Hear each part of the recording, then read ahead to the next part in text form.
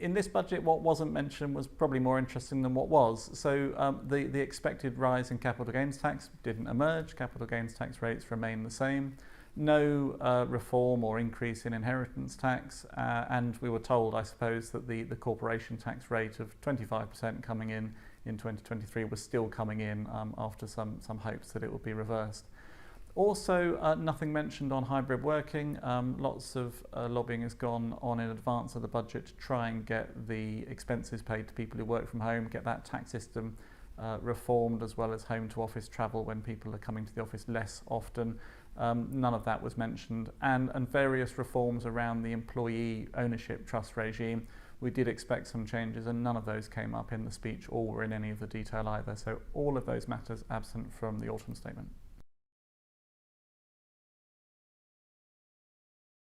So we're still expecting, as I said, the 25% corporation tax rate, which will come in April 2023. The 130% super deduction to encourage capital spend, that's still in place and will carry on until March 2023.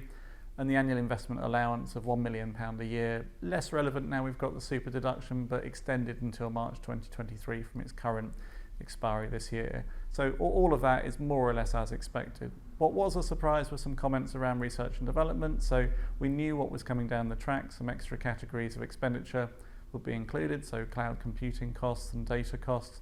What came as a bit of a surprise was a statement of intent to refocus this regime to support innovation in the UK. And this is directed at the amount of government subsidies which are subsidising UK companies but are then carrying out their research and development activities abroad. That is very likely to stop being possible in the future. We're waiting on a consultation for the detail, but a refocusing of the relief, I would say, would come in the next year or so.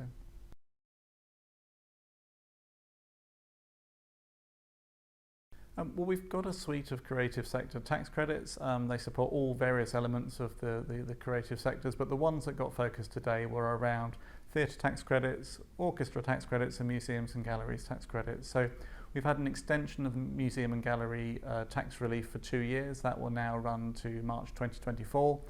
And then there's a doubling of the rates of relief for the theatre tax credit, the orchestra tax credit, and the museums and galleries tax credit. So the doubling of the relief, that's great. These aren't very expensive reliefs for the Treasury. The last reported cost, the combined cost to the Treasury of these reliefs was 110 million, which in budgetary terms isn't really very much. So the doubling of these reliefs is more of a headline grabber. It's of course useful for the sector, but this isn't a big budgetary measure.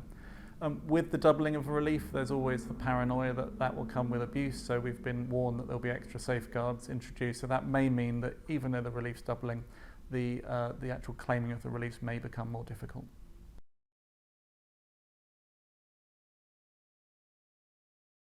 Well, the Chancellor opened his section on business rates by saying business rates collect 28 billion, so it's a very difficult thing to scrap, which is what many calls ahead of the budget had requested.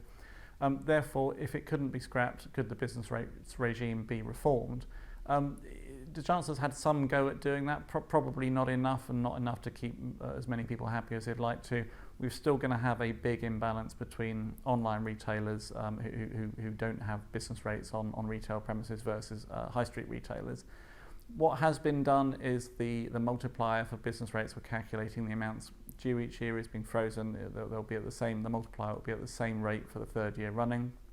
We've got a temporary concession for retail, hospitality and leisure businesses, so they'll get a 50% reduction in their business rates.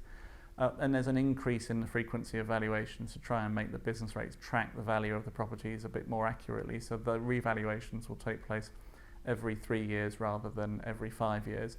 A few other measures announced with it, but in the whole, although they all add up to quite a lot of budgetary spend, they won't be what high street retailers and other businesses were hoping for.